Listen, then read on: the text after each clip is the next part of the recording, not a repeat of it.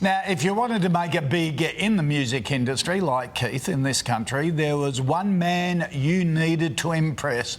It was SONY Music's Denis Handlin. He spent 37 years with the record label but was fired in June as SONY looked into its workplace culture. Eddie has more. And Eddie, a new report has made some damning claims against the music titan. Yeah, that's right, Nat and Koshi. An ABC investigation claims that Denis ruled SONY Music with fear and intimidation as he fostered a workplace based on systemic bullying, discrimination and misconduct.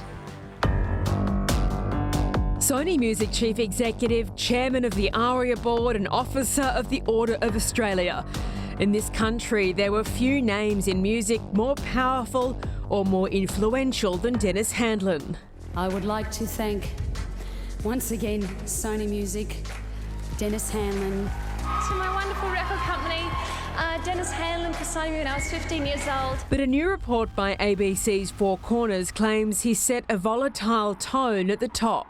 I felt targeted, I felt manipulated, and I certainly felt abused. The ABC interviewed more than 100 current and former staff as part of its investigation. The kindest thing I could say about Denis was that he was sort of an equal opportunity abuser. Their allegations painted a picture of ruthless reign that generated fear and fueled a toxic workplace. I think in an industry that tolerates bad behaviour, he was a star performer. So it kind of says something about it. When you actually shock people in music, you're behaving pretty badly. In an internal staff video obtained by Four Corners, he is seen dressed as Adolf Hitler, parodying a Mel Brooks comedy song. Budget's flowing. What you gonna do? Handlin's behaviour was allegedly reported to SONY Music's global head office on countless occasions in the 90s.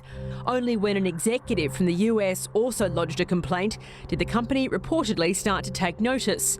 A report into Handlin was compiled. He is abusive daily, goes into frequent mad rages of screaming and bullying, constantly humiliates staff in meetings, enjoys intimidating staff, cannot treat women as equals, purposely sets out to destroy people for power. One executive claimed Handlin had ordered him to sack people for not smiling at him, not liking the physical look of someone, or for being pregnant.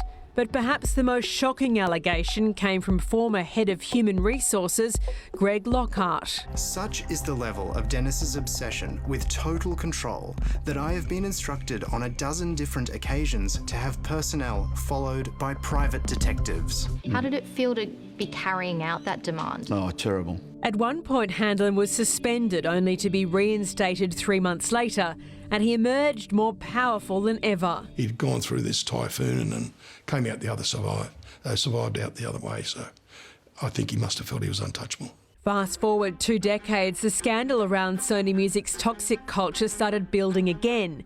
In June, Handlin was sacked as the company launched a workplace culture investigation. SONY Music Entertainment told Four Corners they take all allegations of bullying, harassment and other inappropriate behaviour from employees very seriously and investigate them vigorously. And only recently did claims surface and we were examining them expeditiously. Handlin declined to be interviewed, instead issuing a statement saying, "I would never tolerate treating women in an inappropriate or discriminatory manner.